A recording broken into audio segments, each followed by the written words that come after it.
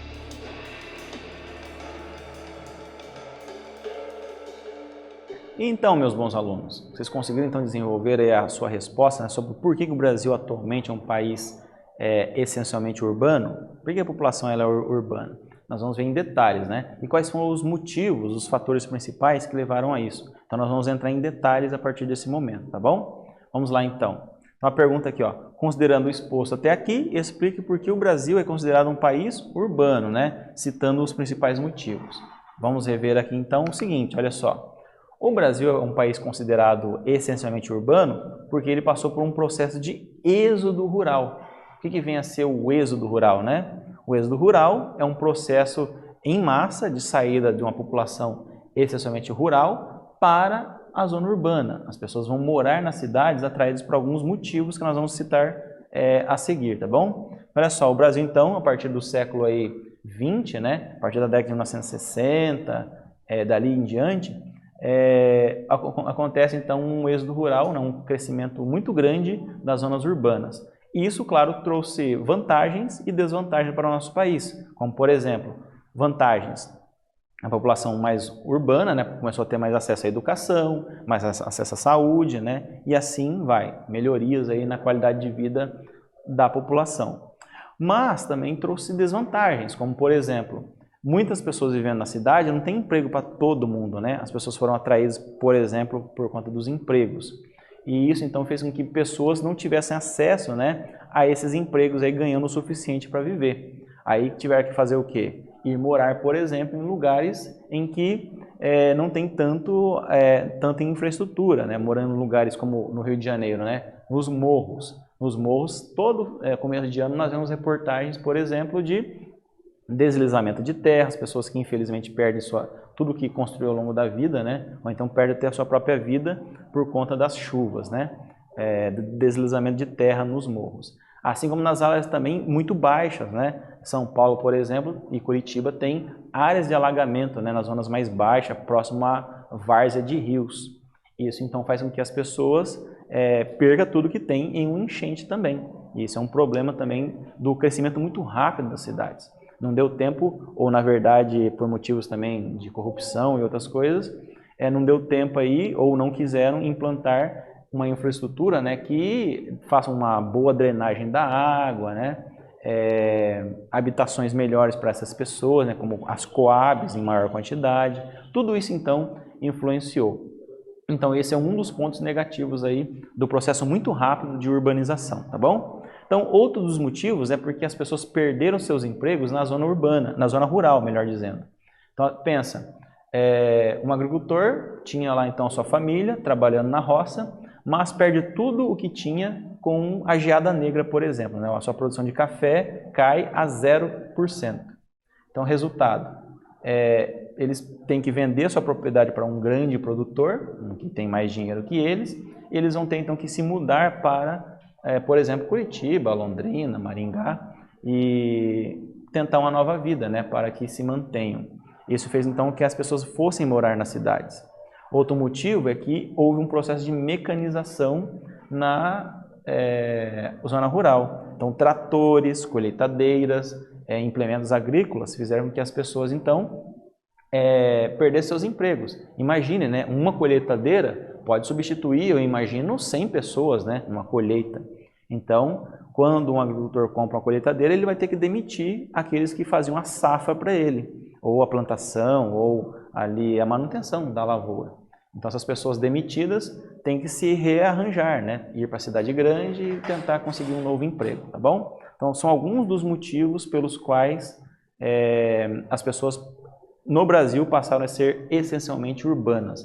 Além de outros fatores menores, como até gosto, né? Tem gente que gosta de morar na cidade, atraídos aí por energia elétrica, atraídos aí por saneamento básico, né? Como água e esgoto, quando tem, né? Nessas cidades grandes, e ficar próximo ao resto da família, enfim, são inúmeros fatores aí que contribuíram e contribuem para que as pessoas vão morar nas cidades, tá bom? Muito bem.